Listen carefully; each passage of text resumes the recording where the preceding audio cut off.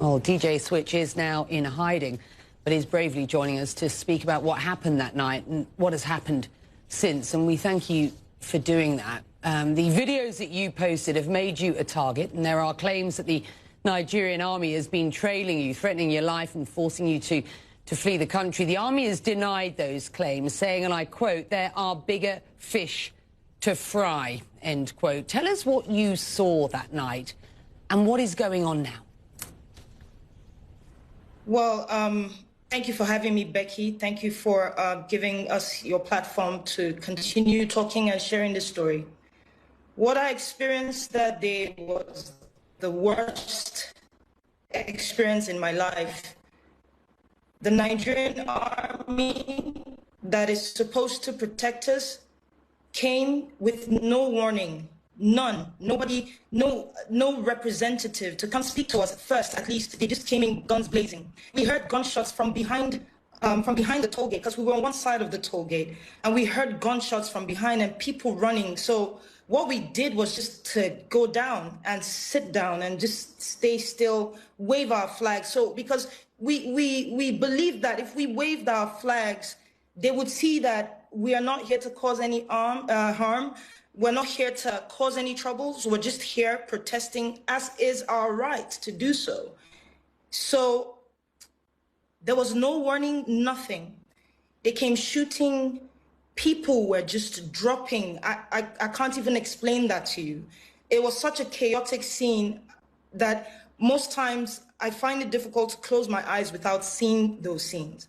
And after they left, the Nigerian police came, SARS to be precise, because looking at the uniform, the ones we could see, and especially one man that was putting on white, I don't know who he is or something, but he had a pistol, kind of like a small gun, and he was just shooting at us directly, and we were just running for our lives. That's the short story of it, really. Just after the Lekki Gate incident, I spoke with the Lagos state governor. Have a listen to what he told me.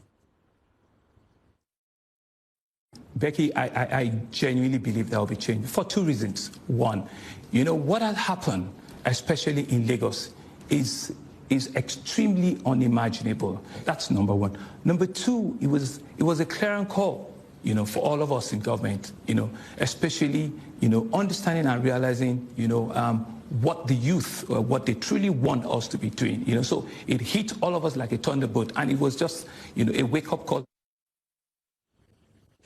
Your response to what you just heard there? With no due respect, I actually challenge the governor of Lagos State to just say the truth. They know the truth. It's been out there, they're conflicting stories with each other. Nigerians have died. This is not a time to play games. Families are looking for their loved ones. To be honest with you, with regards to me, I don't know how to feel, because in one hand, I'm grateful I'm alive today. In the other hand, I don't know if I should say I'm lucky. It's almost like I'm saying the others were not lucky. It is time that we own up to the things that we're supposed to own up to. The governor has a responsibility to the citizens of Lagos State, and he should say the truth. Nigeria's president on Tuesday vowed to prevent a repeat of what have been these wider anti-police brutality protests through dialogue and through listening, he says, to all stakeholders. I just wonder, how do his comments make you feel? To be honest, Becky, at this point, I do not hold what the president of the Federal Republic of Nigeria says to any, I can't hold it to heart. Nigeria is a dictatorship with a democratic face.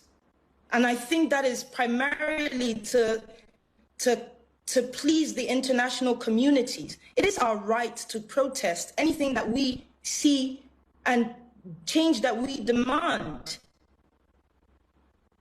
The Nigerian government has used force from the beginning, starting with trying to infiltrate a peaceful protest with thugs. That didn't work out.